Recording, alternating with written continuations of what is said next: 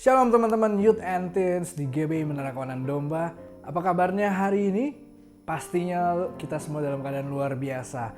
Hari ini bersama dengan Kak James, hari ini kita akan sama-sama mendengarkan firman Tuhan.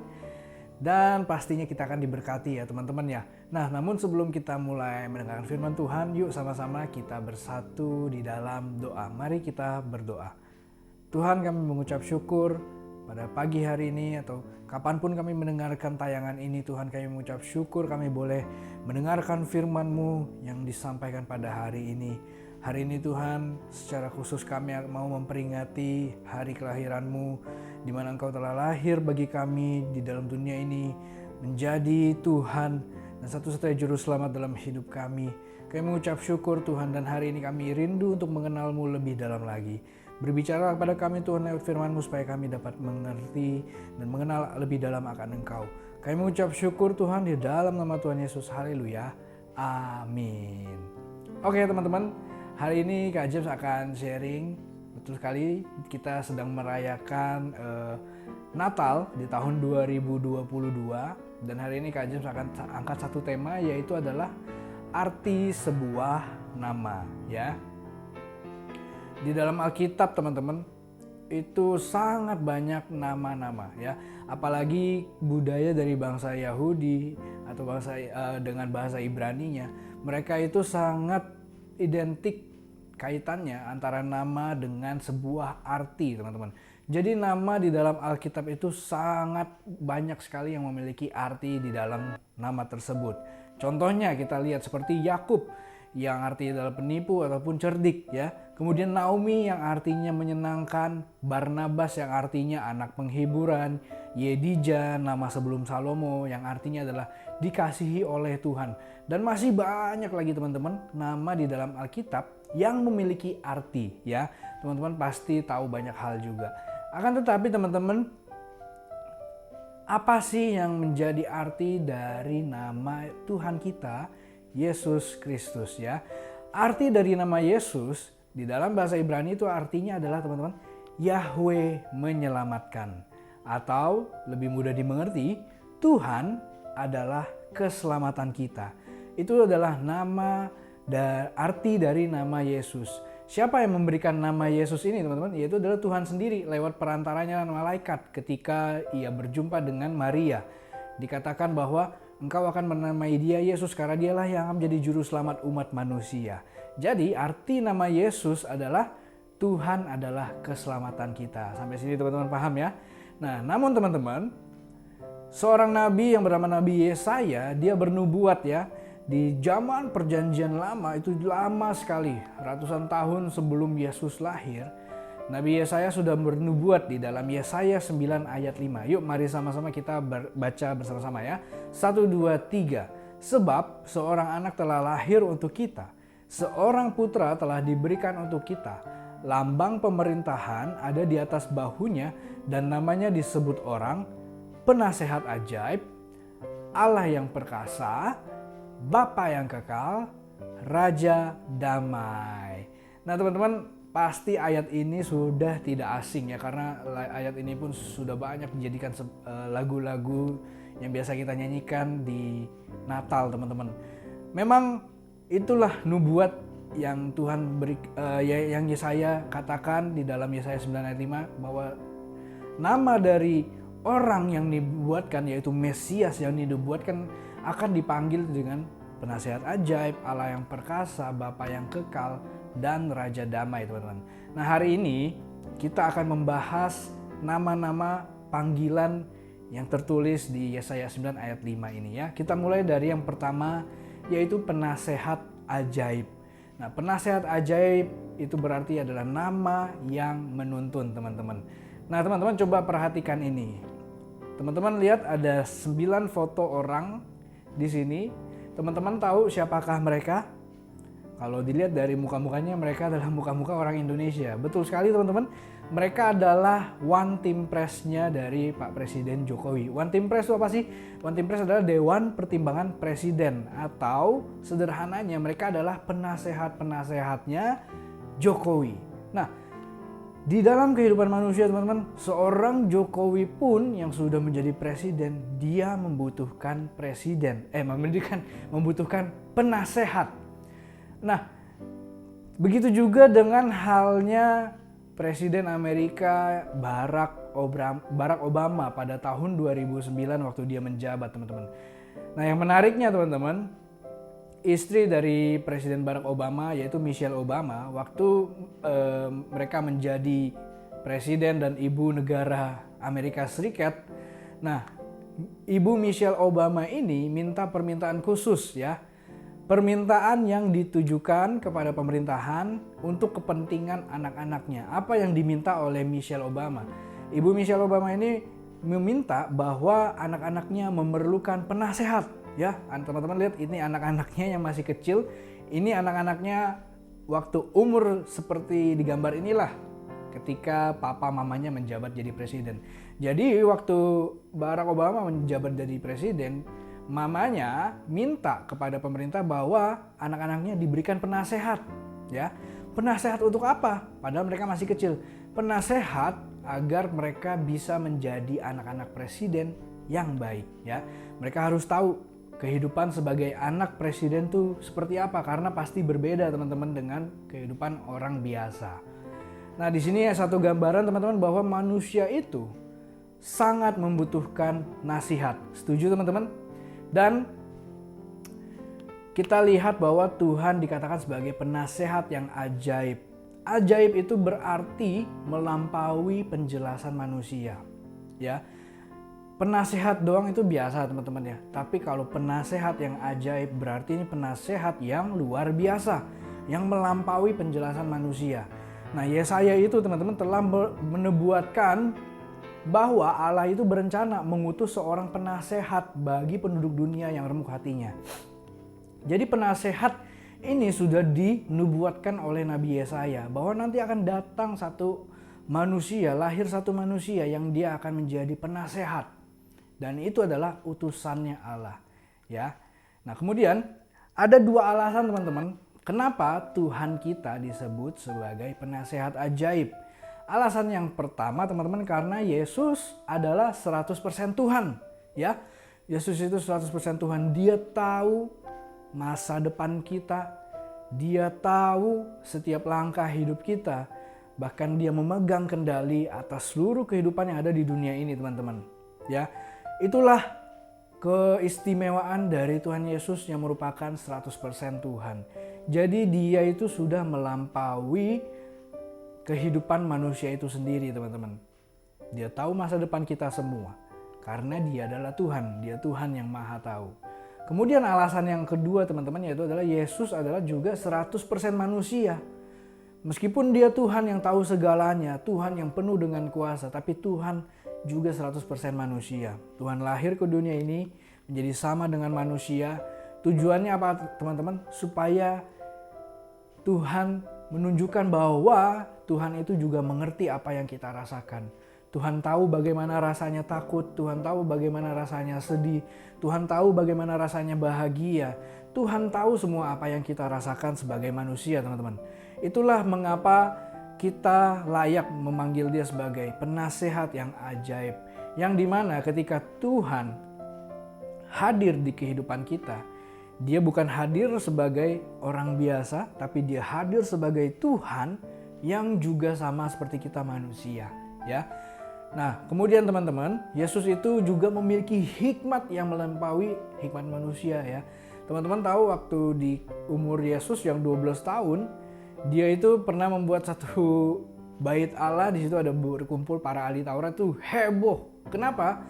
Karena waktu itu Yesus waktu berumur 12 tahun dia datang ke bait Allah, dia berbincang-bincang dengan para ahli Taurat yang umurnya pasti sudah dewasa, dan di situ orang-orang yang sudah dewasa itu pada heran, kenapa ada anak umur 12 tahun yang punya hikmat luar biasa.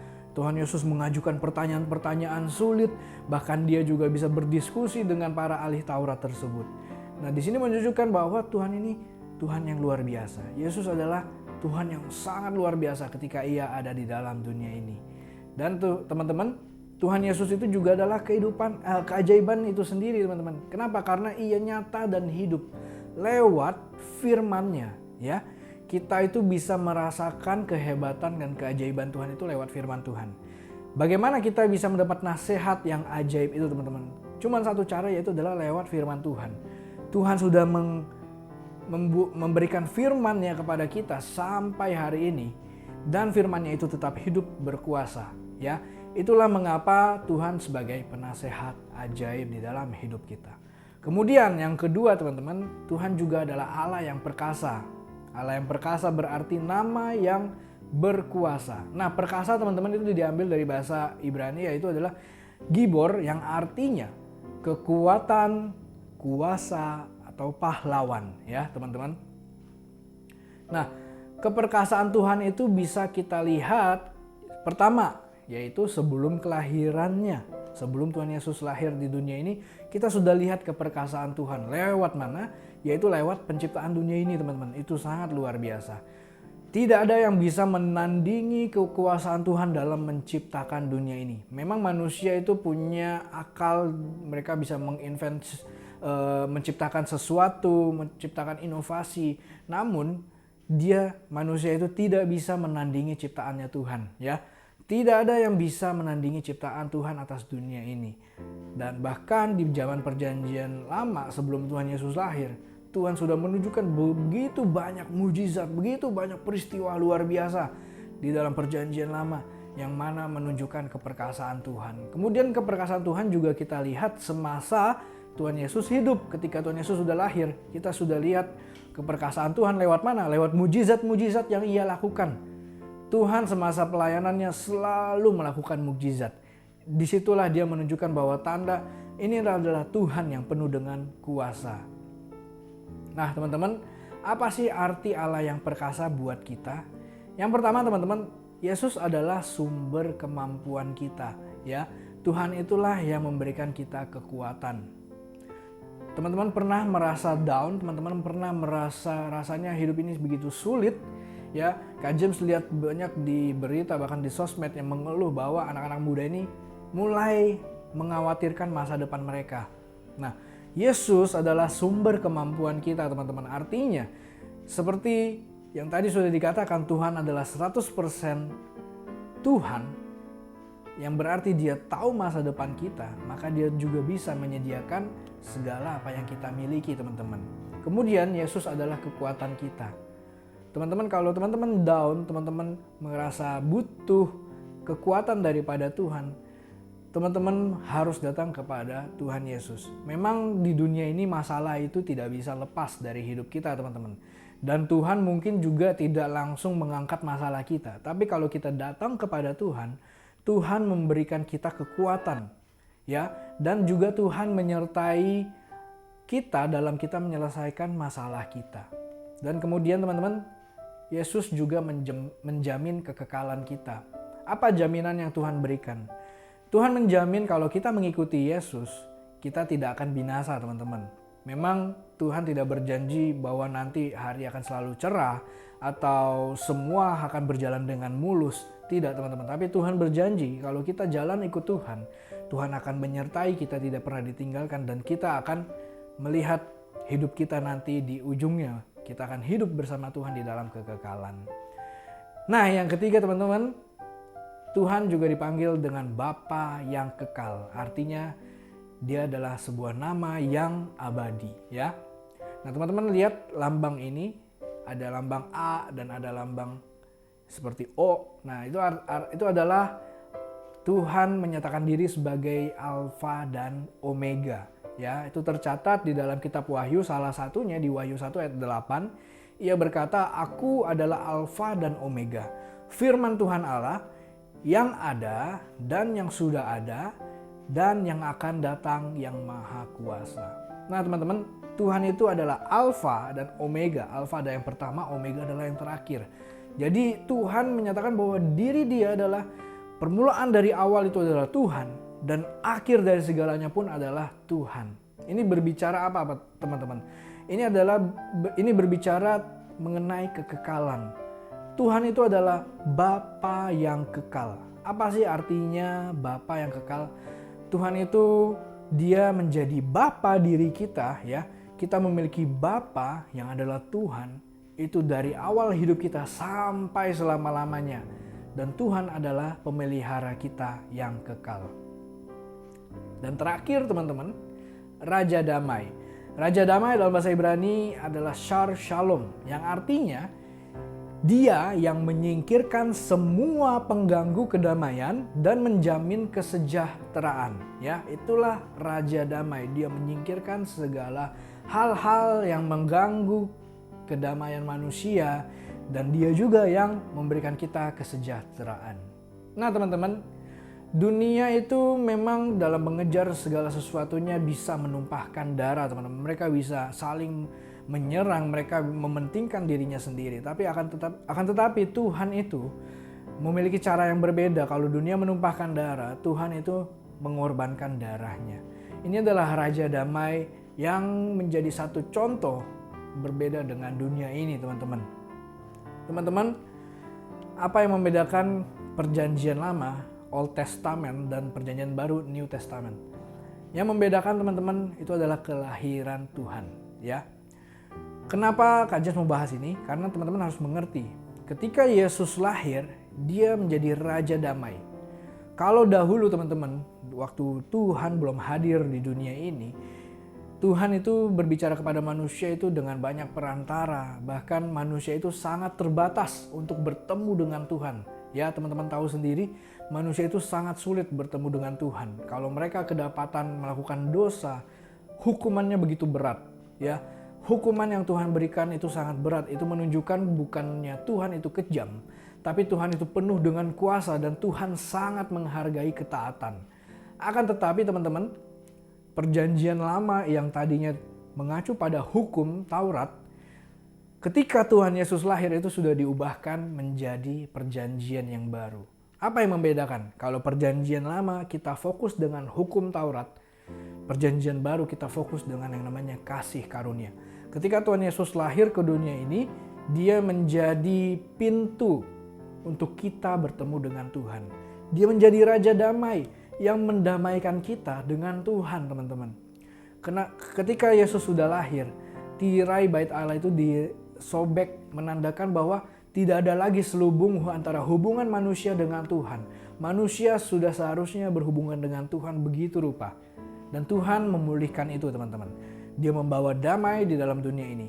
Jadi teman-teman, ketika Yesus sudah lahir, itu adalah satu perubahan yang sangat luar biasa atas kehidupan umat manusia. Termasuk kehidupan teman-teman semua dan kehidupan Kak James. Jadi teman-teman, hari ini lewat nama-nama yang sudah kita pelajari, Penasihat Ajaib Allah yang Perkasa, Bapa yang Kekal, dan Raja Damai, Kak James mau sampaikan ini, teman-teman. Bahwa pengenalan akan Tuhan, ya, kalau kita mengenal akan Tuhan, itu membantu kita, menuntun kita, ya, di dalam badai kehidupan ini. Itu juga akan membuat kita tetap berdiri tegak di tengah gelombang dunia ini. Jadi teman-teman, mari kita jaga hubungan kita kepadanya dan bangun kembali kehidupan yang taat kepada Tuhan. Betul sekali teman-teman, kehidupan di dunia ini Alkitab katakan tidaklah semakin baik, bahkan semakin jahat, ya. Kita lihat ke depan pun nanti rasanya hidup ini tidak mudah, teman-teman. Apalagi kita masih muda.